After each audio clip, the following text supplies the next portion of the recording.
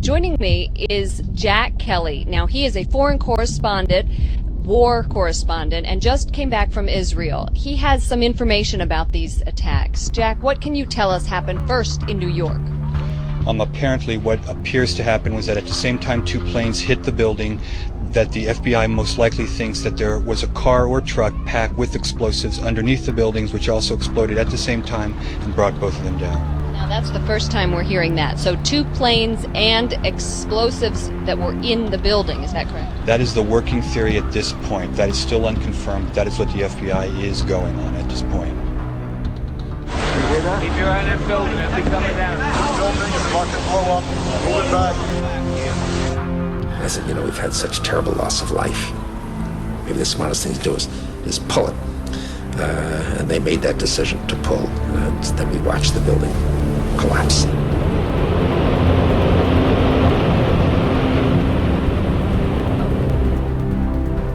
Amazing, incredible, pick your word. For the third time today, it's reminiscent of those pictures we've all seen too much on television before, when a building was deliberately destroyed by well-placed dynamite to knock it down. Hey friends, thank you so very much for tuning in. Like my last two interviews, this one is most assuredly going to be deemed not suitable for most advertisers by our fascist friends at YouTube. Do you know why?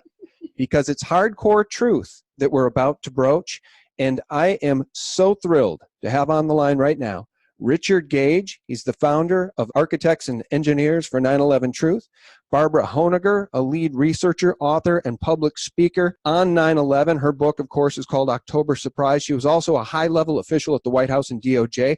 And we have on the line the president and chairman of the board from the Lawyers Committee for 9/11 Inquiry, David Meiswinkle. Let me welcome you each separately. First, Richard, thank you so much. I feel like we know each other. We kind of do. I met you back in the day, literally, when I was cutting my teeth in truth. I had joined the local chapter of the 9/11 Truth Movement here in my community, and we brought you in to speak, and we all went out and had a beer with you, and that goes back to like 2006, 2007, Richard. And that's just when I got started also, Sean. I mean, that was like less than a year after I first heard about what really happened at the World Trade Center from David Ray Griffin on the radio, also from Bonnie Faulkner's Guns and Butter program. That was an extraordinary year. We got launched. 15 of the architects that I worked with at the time thought I was nuts when I started talking about this, but then I bribed them with pizza and brought them in, and they saw the evidence, and by God, all 15 of them said, my God, you're right.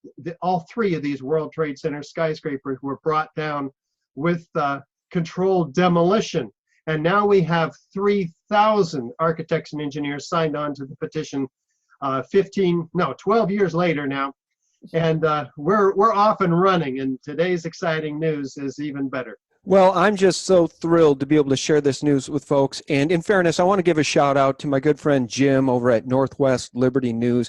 He brought you guys on about a week ago, and it was the first I had heard of this news. So we're going to share that news in a second here. It's such a big deal, guys. It involves a World Trade Center grand jury, a 9/11 grand jury, digging into the truth of what happened here. And I advised, after listening to that interview, I advised Larry Silverstein to lawyer up because justice is coming.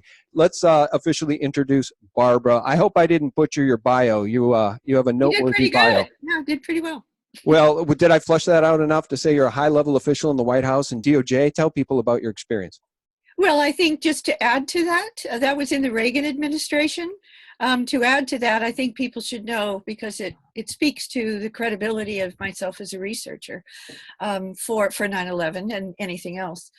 For 16 years, I was the senior military affairs journalist at the Naval Postgraduate School here in Monterey, California, and I live in the Monterey Peninsula of California.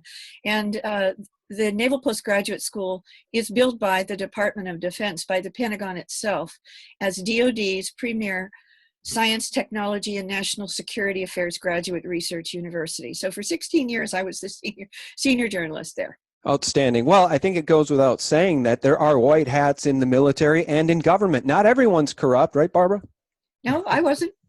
Well, all right, David, why don't you share some of this incredible news with us that the Lawyers Committee for 9/11 Inquiry has impaneled a special grand jury to investigate the destruction of the 3 World Trade Center skyscrapers on 9/11. And guys, the third one is World Trade Center 7. And of course, that's the one that BBC's Jane Stanley reported about having already collapsed 20 minutes before it actually fell at free fall speed. David, what say you? Yes, thank you for having us on. This event is a historical event, without a doubt. As you know, we're talking about the crimes of 2001, and those crimes were never properly investigated. There has never been a grand jury investigation into these events. And for the first time now in 17 years, we have an acknowledgement from the United States Attorney that they're going to do a 9/11, basically WTC, the Twin Towers and Building 7 investigation into the crimes of 9/11. And they're going to present this information, this evidence, to a grand jury, which is comprised of 23 people. And for the first time in the United States, the people of America will be seeing evidence that documents categorically that explosives, bombs, controlled demolition were involved in the bringing down of those 3 mammoth buildings, and that the story or the fabrication that has been put out there thus far, that office fires were responsible for bringing those buildings down, or office fires caused by jet fuel were responsible for bringing the buildings down, is going to be shown for what it is. It's an absurdity. It's an impossibility. And Richard can talk to you about that science. So this is really a eventful time, and it's a time for all Americans to basically look up and look back and see where we've come from and how far we've strayed from our course to be the guiding light, the beacon of freedom in the world. And let's, in the sense of many before us, say, let's take America back. And this grand jury presentation to the grand jurors will be the beginning of that happening. I'm so proud of you guys, and I'm so proud to stand with you. They always tell us, never forget 9/11, as they want to rally the American people into more unconstitutional wars. They want us to never forget the murders of nearly 3,000 people, never forget, so that they can use that event to take us into unconstitutional wars without end. But they never want us to look at the details. Richard, I know your story so well. You pulled over on the side of the road in your car back in like 05 or 06 when you were listening to the great David Ray Griffin. I own all of his books. What was it that he said that woke you up? Was it the discussion of World Trade Center 7 that you hadn't ever been told by the mainstream media? Yeah, correct, Sean. We have not heard about World Trade Center 7 at all. And, you know, by around 2006, I think it was May 29th, I actually hadn't heard any alternative theories as to how the Twin Towers came down either. So this was all brand spanking new to me. Here I was, a flag-waving Reagan Republican, ready to support our troops and go to war and in Afghanistan and go and get Saddam Hussein for the weapons of mass destruction. You know, I was all on board. And yet this just turned me around in my tracks, because here we have David Ray Griffin talking about the explosive testimony of 118 first responders on record, orally recorded by the Thomas von Eschen, the fire commissioner. And yet the city would not release these oral recordings until August of 2005 by the New York Court State of Appeals. So the New York Times published the transcripts, and Graham McQueen went through it and created an incredible history of finding all this evidence for explosives. And David Ray Griffin was including it on this interview. And I'm going, what are you talking about? All of these first responders, they say like a belt, all these explosions. And then others are talking about before the tower collapsed, we felt a train running under our feet. And again, they're all talking about before there was any collapse of the towers, there were these incredible explosions. And many of them, some of them were talking about before the plane even hit the tower. The explosions were going off in the basement. There's several witnesses about that. So this is extraordinary evidence that I'm just going, what are you talking about? Everybody knows it was 19 fundamentalist hijackers who ran these planes into these buildings, and that's how they came down, right? Well, what about the third tower? Here's a 47-story skyscraper, as you mentioned, at 5:20 in the afternoon. Witnesses hear explosions yet again, and then the building comes straight down uniformly, symmetrically into its own footprint in under 7 seconds. And yes, that was at free fall speed. That's as fast as a bowling ball falling off the top of the building. Sean, there's 80 columns in this building, and all of them had to have been given up at once, removed basically. That can only be done by explosives in order to facilitate the exact kind of acceleration and symmetry that a typical controlled demolition, like the old hotels in Las Vegas, do. But Richard NIST wouldn't look at explosives. And let's talk about that. Let's talk about the fact that the organization tasked with explaining how these buildings came down in the manner they came down, at the speed they came down, refused to look at explosives, and then dragged their feet for what, 6, 7, 8 years, 9 years before they finally came out with some lunatic explanation that I think involved progressive collapse. Nobody had ever seen it before. Nobody's ever seen it since.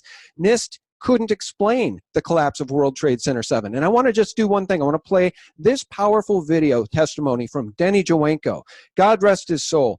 He was an explosive demolition expert, the owner of his own business. And when he was shown the collapse of World Trade Center 7 on 9/11, he was absolutely dumbfounded and couldn't believe that that building came down on 9/11. Zie je vanaf boven gaan? Nee, je gaat vanaf onder. Die gaat vanaf onder, ja. Toch? Ja. Ze hebben gewoon kolommen weggeblazen. Er is nagesprongen. Dit valt anders dan het World Trade Center. Vind je niet dan? Ja, je ziet het, de onderste verdiepingen gaan eerst. Ja, en de rest zakt er gewoon in. Dus dit is controlled demolition. Zeker weten? Zeker weten. Er is nagesprongen. Dit is in opdracht gebeurd. Dit heeft een team gedaan van experts. Maar dit is ook op 11 september gebeurd. Dezelfde dag?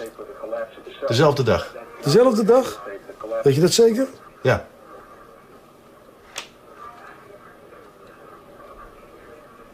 Was het zeker weten de 11e? Dat kan geen waar zijn. 7 uur nadat de World Trade Center naar beneden viel. Ja? Hebben ze hard gewerkt. Het is vakwerk, zonder meer. We weten heel goed wat ze doen, die jongens. He knew right away by looking at it that it was an explosive demolition of that building. And NIST refused to look at it. I think his reaction was the same reaction you had, Richard, and all of your other architect friends. Once they see that collapse, it's a jaw dropper. And yet most of them don't even know that there was a third tower that collapsed on 9/11. Most architects and engineers, that's why we're all over the world going to conferences, educating people about the collapse of this third tower. This should be the most studied building collapse in history. It wasn't hit by an airplane, you know. So this is what the grand jury is going to see when they get impaneled by the U.S. attorney. This is the most exciting thing that's ever happened because these are independent citizens, as Barbara will explain how that works. It's an incredible opportunity for the 9/11 truth movement, finally, historically. It's a sea change. It really is. And let's ask Barbara about the power of this impaneled grand jury. 23 American citizens, if they have brain cells to rub together, if they're critical thinkers, if they're intellectually honest people, their mouths will drop too, Barbara. And then what kind of power do they have? Can they call witnesses? Can they call Larry Silverstein? Can they force him in to testify? Yes, well, most Americans are not aware because the Department of Justice doesn't want them to be aware. But believe it or not, there is a U.S. Supreme Court decision that was actually written by then Justice Scalia. He's now deceased. He was the most conservative justice on the court, a constitutional literalist. And this decision by the U.S. Supreme Court actually states that federal grand juries, which is what we are talking about here, that will be seeing the evidence of what really happened at Ground Zero on 9/11 in the very near future, that federal grand juries are, believe it or not, by the Supreme Court itself, the, quote, fourth people's branch of the federal government, co-equal to the presidency, the courts, and the Congress.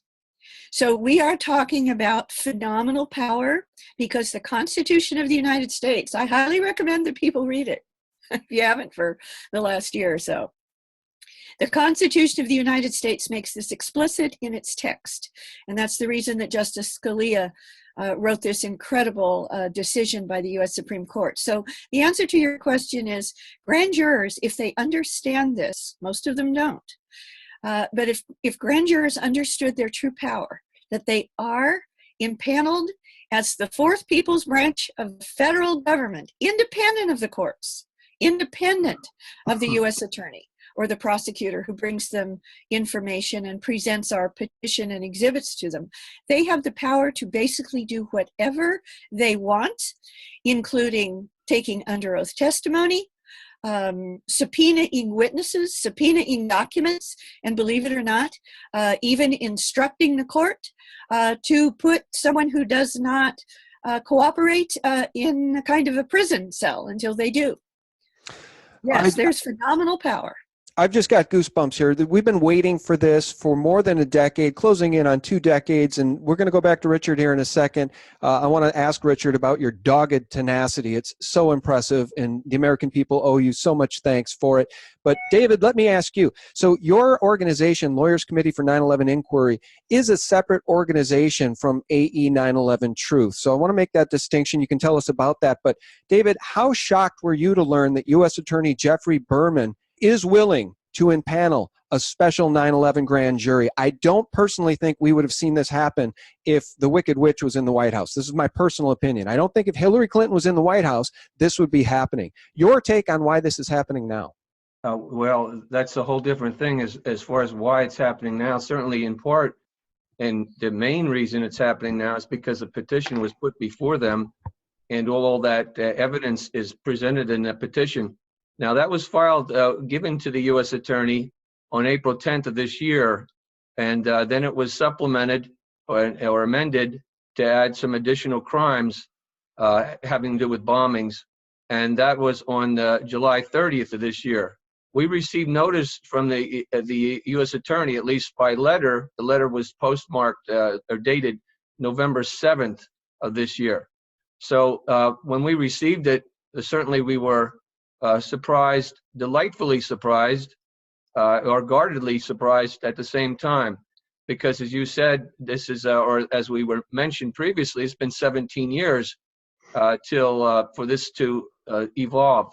Now, as to why it's happening now, certainly everything happens not in a vacuum. There's a historical context here, and the U.S. Attorney is appointed by the President of the United States. At least that's as far as my understanding. So I'm not sure what's behind the scene. And as you know, and there's a lot of turmoil in the country right now. So everything's being stirred up, and maybe this is an advantage for us to move forward. This may be the reason that this is happening now, that this is unfolding. And so we're very hopeful, and we're prepared to assist the grand jury. When we wrote to, after we had the acknowledgement from Jeffrey Berman from the U.S. Attorney, we wrote to him, and we told him that we would be willing, and we wanted to assist in whatever way we could, and we intend to do that. They haven't responded yet to see if they'll take us up on that, but to present evidence or help them present evidence, review evidence, and certainly involve architects and engineers because they have gathered so much evidence. I was just talking about before, we mentioned, Richard mentioned the Building 7 and the smoking gun there, and how that hasn't been addressed. But just to think that hardly anyone knows about the third high rise, and that high rise is have never, a steel high-rise collapsed because of fires ever. And on that day, there was 3 times it happened, and the explanations, at least for the first 2, was the jet fuel causing the temperatures, but architects and engineers and their scientists have shown us that you need another 1,000 degrees of temperature. But no airplane hit the building 7, but it just came down. And there was explosions in the buildings, and people heard explosions. So that's very significant. That building was not a little building, it was 47 stories, it'd be 610 feet. In 33 states, that would be the biggest building. So I'm not sure where you're from, but it might be the biggest. If it was building 7 was in your state, it would be maybe perhaps the biggest building in that state, and yet hardly anyone in the country even knows it. So going back to the original question, we're very hopeful and optimistic that we've picked we're taking the advantage of some time in history where the door is opening. And as I mentioned in previous show, that we're now inside the castle. We've reached the castle. We're inside it. All right. What happens inside, who knows? But we're here, and we intend to proceed inward and upward, and hopefully unfold this terrible crime, as you mentioned, with almost 3,000 people being killed and not proper justice being done. You know, patriots like us who know the truth, folks, we never forgot. We never forgot that nearly 3,000 Americans were murdered that day, and we wanted to get to the truth for 17 years. And now we're going to get to the truth. And again, I would have to believe that people like Larry Silverstein, I would think, would be getting a little nervous right about now. Richard, you know, I mentioned NIST's inability to explain the collapse of World Trade Center 7. They couldn't explain the collapse of World Trade Center buildings 1 or 2 either, could they? Because I think their computer modeling ends as collapse initiation begins. And again, it's because of patriots like you and your dogged tenacity that I know that. Your work all of these years has kept this story alive, and God bless you for it, Richard. Thank you, Sean. Yeah, NIST was tasked by Congress. Now, this is the National Institute of Standards and Technology, a federal agency under the Department of Commerce, which is basically an executive branch appointed by the leadership, appointed by President Bush. And they actually were tasked by Congress to determine how and why World Trade Center 1, 2, and Building 7 collapsed, but hidden in a footnote on page 82 of their footnote 13, they actually put their real agenda. And that is, as you said, to analyze the building failure up to the point of initiation of collapse, but not actually analyze the building failure itself. This is complete fraudulence of the American people. They had $20 million in 3 years. This is not rocket science. They could have done what structural engineers do for a living, calculate the ability of one part of a building to withstand the weight of the building up above it. This is actually, you can produce calcs. Well, what NIST says is their column failure theory says that there was fires on about the floor of the jet plane impacts, as we know. And then they said these sagged the floor trusses and pulled in the perimeter columns, and then the whole thing comes down, the top part above the point of the jet plane impacts in the case of the North Tower, drove the whole rest of the building down to the ground and then destroyed itself. But there's no video, no photo that shows any part of a building driving the rest of the building down of the upper section. What happens is after, like the firefighters described, all these explosions. You want to call your mother or something? And then this building telescopes in on itself. And then there's nothing left after 4 seconds to drive the rest of the building down. What do we see? Well, the grand jury is going to see freely flying lateral structural steel sections weighing 4 tons ejected at 80 miles an hour in every direction laterally. Gravity works down, not out. And these are trailing thick white smoke clouds, which turns out to be aluminum oxide ash from thermite, because there's no other fire that can cause the burning of the ends of the steel beams, as thousands of them are trailing these thick white smoke clouds. So this is the evidence of thermite at incendiaries, which is also evidenced by what the grand jury is going to say, pouring out of the South Tower 10 minutes prior to its collapse, molten iron pouring out of the South Tower, molten iron pools of it everywhere in the debris pile, seen by the structural engineers and documented by the firefighters and the iron workers, tons and tons of molten iron, molten concrete. It takes 3,000 degrees to melt concrete, 2,800 degrees to melt the steel. Well, jet fuel only burns about 600 degrees in open air temperatures, according to its manufacturer. So we have no consistency based on the actual forensic evidence to support the official story. In fact, as the US Geological Survey finds, billions of what? Previously molten iron microspheres in all their World Trade Center dust samples. They're ubiquitous, they're everywhere, and yet they can't explain where they came from, and they don't. R.J. Lee, an independent environmental firm, environmental consulting firm, they also find and document these, and they say, well, they were formed during the event, but we don't know how. You know, it's not before, like iron filings found in house dust. It's not afterward by the iron workers cutting through the steel. Well, what does this mean? Molten iron is the byproduct of thermite. Thermite is an incendiary used by the military to cut through steel like a hot knife through butter. And so what do we find also in this pulverized concrete, a layer of 4 inches thick, river to river across lower Manhattan, 3 square miles of pulverized concrete down to a fine ash.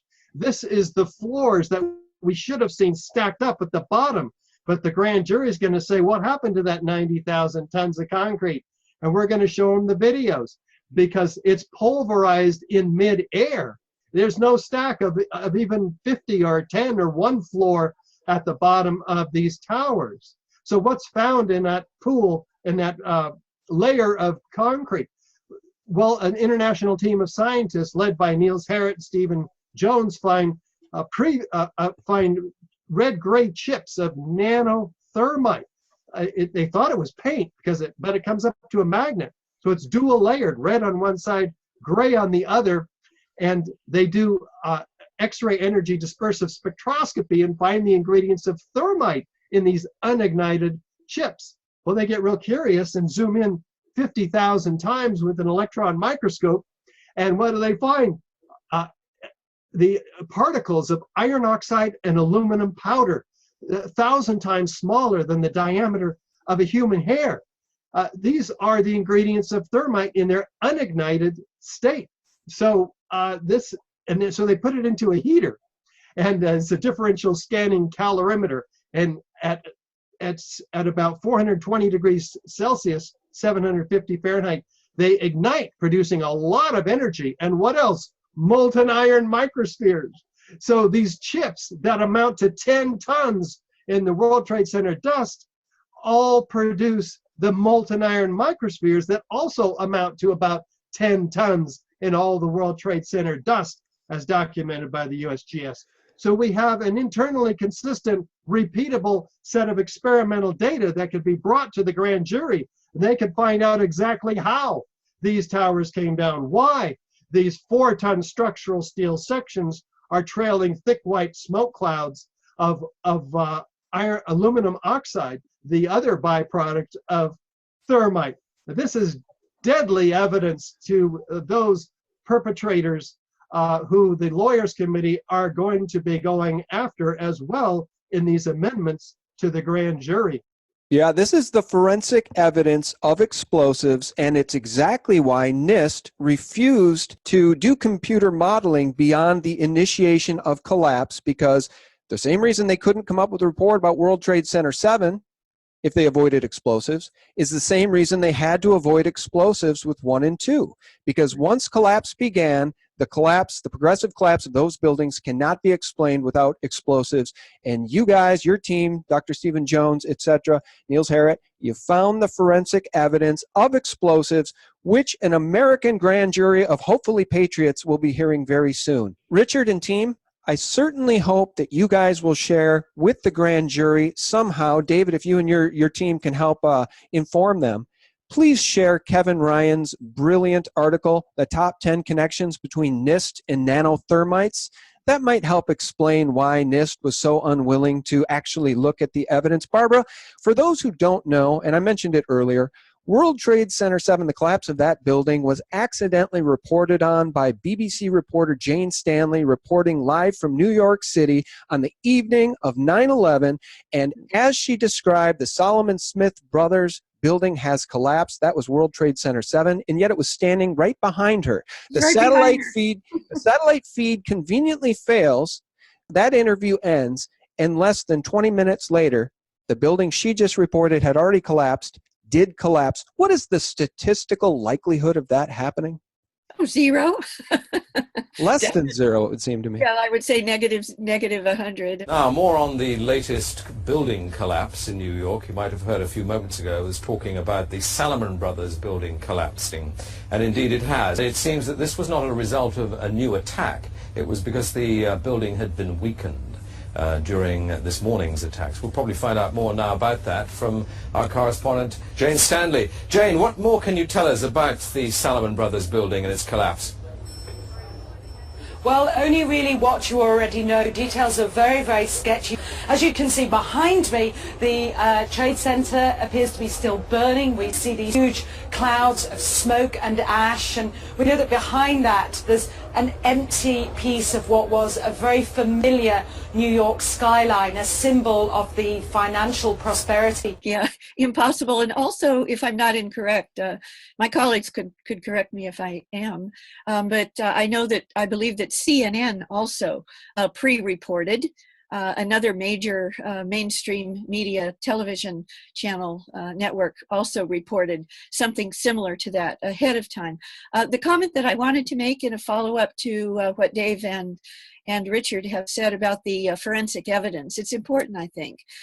And that is, in addition to the fact that, as they've mentioned, that no steel-framed high-rise structure in the world, let alone the United States, has ever come down due to office fires or even the addition of jet fuel fires, which is the official story of what happened at the World Trade Center 1 and 2 on 9/11 at the Twin Towers. But people also need to know, very important, that those buildings were designed to begin with by the architects and the engineers to withstand the impact, and even more than one impact, but at least one impact per building of a large commercial airliner of almost the same size and force of impact of what happened on 9/11. The buildings were pre-designed not to fail because of what happened on 9/11. And we have that directly. Richard can state the exact main engineer of the World Trade Center towers themselves, who has gone on record. You can see it on YouTube yourself. We had designed the project for the impact of our largest airplane of its time, the Boeing 707. That is to take this jet airplane, run it into the building, destroy a lot of structure, and still have it stand up. Well, Richard or David, either of you could address this. You know, when we see World Trade Center 7 collapse in the fashion that it did, it defies explanation. Of course, NIST knows that, so they just avoided the subject for as long as they could. But when we see other fires around the globe, more recent fires, like, for instance, the Grenfell Tower fire, I've never seen a towering inferno like that one. And here's a picture of that building still intact the next day. A smoldering pile, but still fully intact. It never collapsed at free fall speed. No, fireproof steel frame high-rises have never collapsed prior to 9/11. And yet we have 3 that collapsed, as you suggest, in the case of Building 7 at free fall acceleration. And then in the case of the Twin Towers, at 2/3 of free fall acceleration. Both of those towers are completely destroyed and dismembered, by the way. And that is at 2/3 of free fall acceleration. It's getting faster and faster and faster, straight down through what should have been the path of greatest resistance, the cold, hard, intact steel below. But all of that was completely shattered, the structure, in under 12 seconds. So that's when the NFPA, National Fire Protection Association Guide 921, suggests look for explosives when you have the high order damage characterized by the shattering of all the elements of the structure. And nearly all the elements of the structure were indeed shattered. But right, that didn't happen at Grenfell. Here's a 24-story building in which a year and a half ago was completely engulfed in flames. And yet we don't have any collapse of that building either. And that's the case in many high-rises. China's a notable example as well, where the CCTV high-rise is completely engulfed in flames, and yet in 2009, and it did not collapse either. So this is going to awaken the minds of the jurors as well. Back to David Meiswinkle, the president of the Lawyers Committee for 9/11 Inquiry. Let me ask you this, David. Larry Silverstein is on video, I believe it was in a PBS interview, in which he describes World Trade Center 7 and what happened that day. And he says there was such a terrible loss of life. So I talked to the fire chief, and we decided to pull it. I remember getting a call from the fire department commander telling me that they were not sure they were going to be able to contain the fire. And I said, you know, we've had such terrible loss of life. Maybe the smartest thing to do is pull it. And they made that decision to pull, and then we watched the building collapse.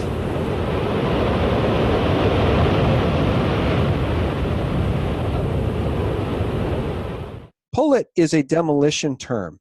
And when he said pull it, I know he now says that he was talking about pulling firefighters out of that building because it couldn't be saved.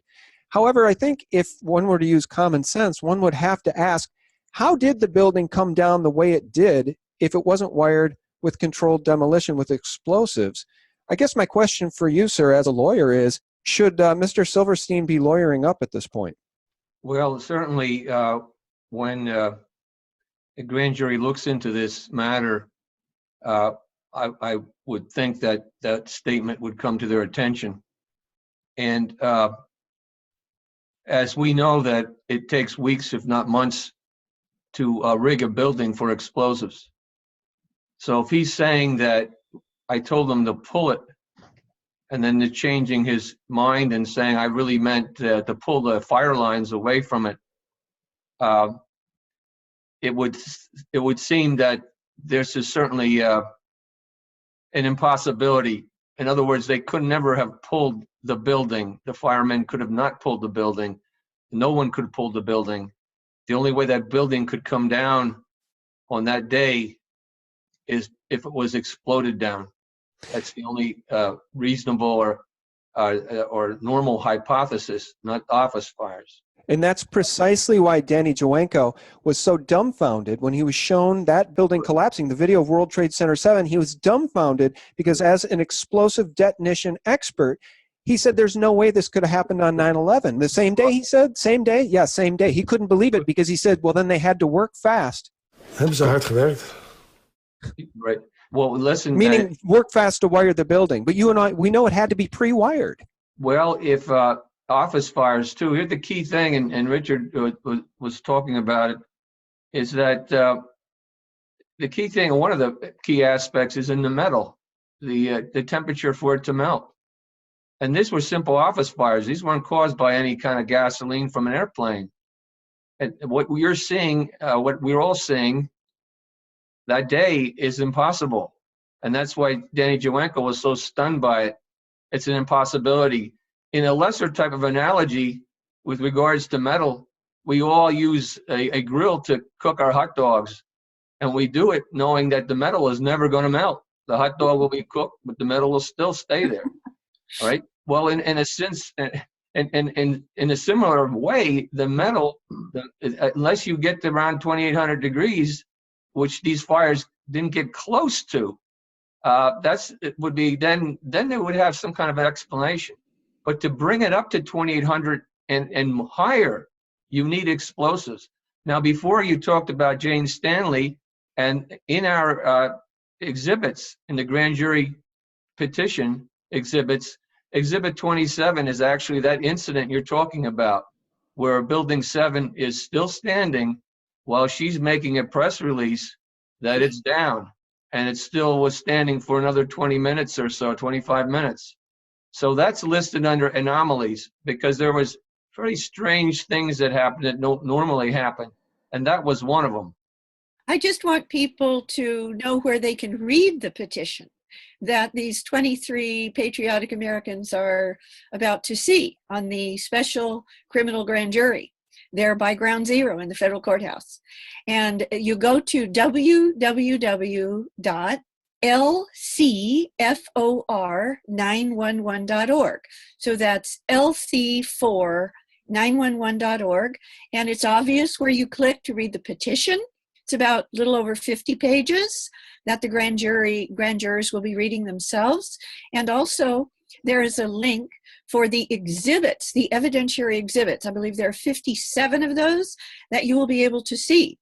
And these include sworn statements. These include peer-reviewed scientific analysis papers. These include video interviews and statements by the eyewitnesses themselves, including 2 eyewitnesses in the basement, the deep basement of World Trade Center 1, the first of the Twin Towers, before the plane hit to massive explosions, before the plane impact. And the same thing happened in World Trade Center 2. So, and I'd also like to say that I just want everybody to be clear that when Richard and Dave say that there's never been a collapse of a steel-framed fireproof structure high-rise before 9/11 or after. They're tongue-in-cheek about that. They also are saying that it did not happen on 9/11, of course. Thank you for that clarification, Barb. Yes. And by the way, Sean, we need to mention here that there is the work that went into this petition is just a fraction of the work that has to be done by the attorneys as a result of their consent to empaneling a grand jury. There's hundreds of hours of work that they have to now do, and that we have to do as well on the architects and engineering side in credentialing and getting the declarations of the testimonies of these expert witnesses. This is a whole heck of a lot of work. And so we're raising funds right now at lc4911.org and at ae911truth.org so that we can actually ensure that we have this expanded body of testimony going straight to the grand jurors in the form of amendments to the petition. So we have assurance, therefore, that the jurors will see all this forthcoming testimony, including as Dave or Barbara can explain, the persons of material interest. That's fantastic. Look, we will put the links to support you guys below this video. Friends, as many of you know, my subscribers are among the most kind and generous YouTube subscribers on all of YouTube. Literally, I hear from author after author every time they come on. I've never sold more books than when I've been on your show. These people have the heartbeat for liberty. So guys, I know more than 100,000 of you, 200,000 of you, maybe more will have watched this video. If everybody pitched in $1, come on, let's all get together and let's pitch in $100,000 to help these patriots get to the truth of what happened on 9/11, because it is literally the biggest story of our lifetimes. I do want to mention, Sean, it's important that also historically, architects and engineers, for the first time in their history, to my knowledge, Richard can correct me if I'm not correct, but for the first time ever, architects and engineers has partnered with another organization, and that is the Lawyers Committee for 9/11 Inquiry, on which both Dave and I are on the board, along with Ed Asner, by the way, amongst other great patriots. And the importance is that our joint fundraising drive does come to an end at the end of December. So please, donate generously and try to do so by the end of the year. Yeah, and trust me, guys, I have very generous people. You're going to get donations, $25, $50, $100 from some of these wonderful folks. But if everybody listening just took the time to pitch in $1, we could easily raise way more than $100,000. And these people need it, guys. These are the Patriots that are pushing the ball down the field. They're in the red zone, okay? Let's score a touchdown and let's put traitorous people like Silverstein in prison for their crimes. Okay. Let me ask you guys this as we wrap up, and David, I think you have something to say, so go for it. But how do we follow this story? Because you know, and I know, the Mockingbird mainstream media will do their best to ignore it or malign it if they talk about it at all. How do we follow this day by day? Right. Well, I think it's hard to follow it day by day. We are in the process of trying to have communications with them and assist them. And thus far, they haven't responded recently to our request. As we go forward, there's a lot to do, as Richard said, to prepare for hopefully the opportunity to make the presentation. The grand jury can last up to 18 months and then it could be extended, and it's in secret. So it's not like any kind of New York Times reporter is going to be inside the grand jury. This is a secret proceeding, and we don't even know when it started. We know we were told in November, which is recent, that they were going to they're complying with the statute. That's 18 U.S.C. 3332, which gives the authority, not the authority, but the responsibility, the duty for the U.S. attorney to do exactly what we're requesting him to do. So in the process, though, and you think about an 18-month period, we are preparing. So we have to do what we call Freedom of Information Acts. We want to do. These are FOIAs, a short and abbreviated form, and that is to do more research and to petition the government in different areas to add to these petition. We can give them more evidence, and we can communicate with them. As I said, we have a channel there. We've communicated with them a number of times thus far. We want to prepare the witnesses as they hopefully be called. And with regard to experts, there's within a reasonable degree of scientific certainty, did those buildings come down through controlled demolition? And you can build up a testimony of a witness based on his background and based on his knowledge of the science we're talking about, his experiences, and go through basically a presentation where he ends up saying that to grand jury within a reasonable degree of scientific certainty. Controlled demolitions were involved here, or explosions and bombs were involved here, or within a degree of reasonable degree of scientific certainty, it's an impossibility that office fires brought the buildings down. So to that extent, we're going to be preparing and dealing with different experts that can bring that type of testimony, hard testimony, truthful testimony, scientific testimony to the grand jurors. At the same time, we'll be reviewing with the lay witnesses that heard explosions and experienced explosions in the building, and scientists that documented, for example, the seismic activity. In addition to that, we'll be interfacing, hopefully, with them. We hope to be able to go and meet with them to advise them, if necessary, to update them on things that we are more familiar with, because we've been looking at this for many years, and as architects and engineers, been around for over 10 years, 11, 12 years, and so some of these people, especially the lay people, haven't been exposed to it, and the U.S. attorneys haven't either. I'm sure they haven't, and they're being educated now. So we can assume that the grand jury is in process. If they receive first April, and then in July an amended petition, and shortly we'll be giving them more information having to do with, as you mentioned, people of material information. And these are people that should be talked to guide the grand jury in this maze, to assist them in investigating these terrible crimes. Sometimes you say, well, it goes without saying, but I think we need to say it. And that is that pre-placed explosives on this massive scale in World Trade Center 1, 2, the Twin Towers, and World Trade Center 7, not hit by a plane at all.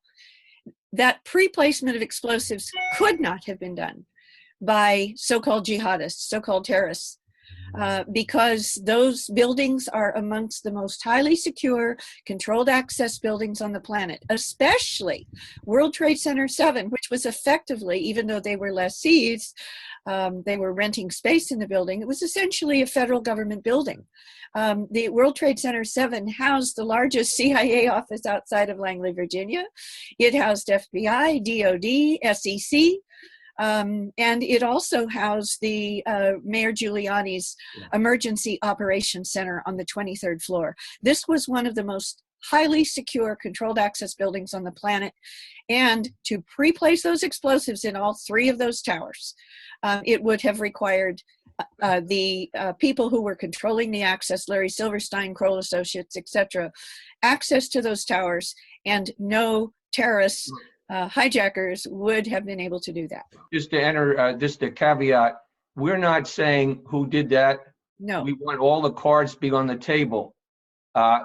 In addition to the crimes of dealing with bombings, and explosions, there's also attached to those crimes conspiracy to commit them and aiding and abetting. So that basically expands the network possibly of people involved. So we would not say this one group or these individuals are definitely not involved or not to be looked at as suspects. We're not saying we know that. We may have our personal opinions as to what happened and who certainly we would look at, but we want to present as an objective presentation as possible and let all the cards be put on the table and let the grand jury then make that decision as to the official story. And if the official story doesn't seem to work, then what is the most likely hypothesis?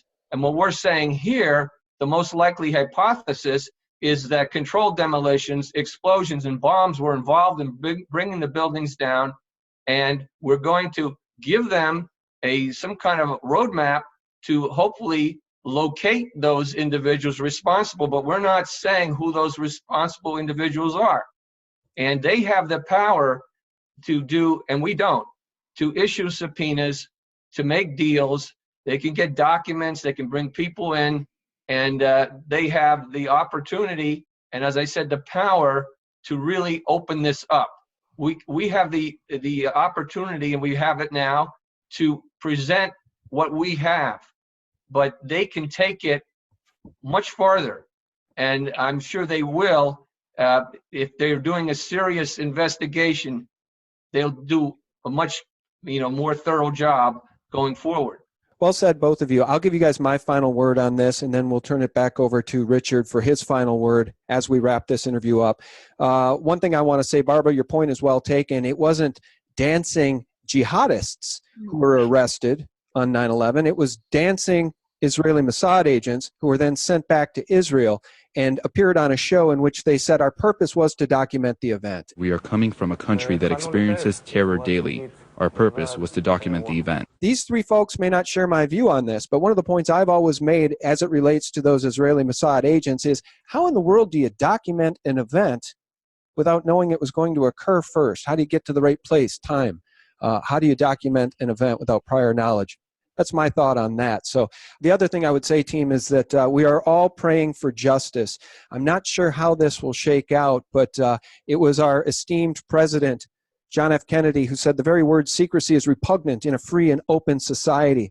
And he went on to talk about how we as a people are inherently and historically opposed to secret societies, to secret oaths, and to secret proceedings. God willing, let the truth come out. And again, I want to thank all of you for your patriotism, for your activism, and for your hearts beating for liberty. And we'll wrap it up with Richard Gage. Final word from you, Richard. Thank you, Sean. This is indeed a historic opportunity for the truth-loving American people. Those of us who are aware, which unfortunately is a minority of Americans, have the opportunity to support these patriotic attorneys in getting all the work that they have to do done. So I just want to encourage everyone to go to lc4911.org and ae911truth.org/grand jury to learn more about this opportunity and what you can do to help. It's an extraordinary. We've been waiting a dozen years for this, Sean. Barbara and Mick and Dave and I and all of our team on each respective sides are unbelievably excited about this opportunity.